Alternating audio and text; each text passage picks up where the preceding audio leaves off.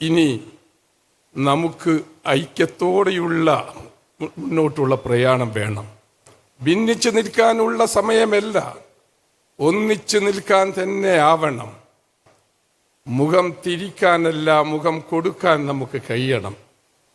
കൈകൾ വലിക്കാനല്ല, കൈകൾ കൊടുക്കാൻ നമുക്ക് സാധിക്കണം. അങ്ങനെ ഒന്നായി ഒരു ഉമ്മത്തിൻ്റെ ഉന്നതിക്കും ഇസ്ലാമിൻ്റെ ഇസ്സത്തിനും നമ്മൾ ഒന്നായി തന്നെ നിൽക്കണം. അങ്ങനെ തന്നെ നമുക്ക് മുന്നോട്ട് പോകണം.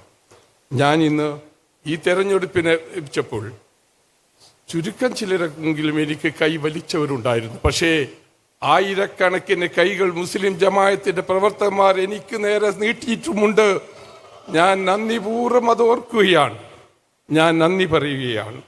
ഇനിയും നമുക്ക് അങ്ങനെ പോകണം. ഞാൻ ഇന്ന് ഈ ജില്ലാ പഞ്ചായത്തിൻ്റെ പ്രസിഡന്റാണ്. ആർക്ക് മുമ്പിലും ഒരു വാതിലും ഇനി അടയില്ല. നിങ്ങൾക്കൊക്കെ സഹായിക്കാനുള്ള വിനീത വിധേയനായ ഒരു ജനദാസനായി തന്നെ എല്ലാവരുടെ മുന്നിലും ഞാൻ ഉണ്ടാവും.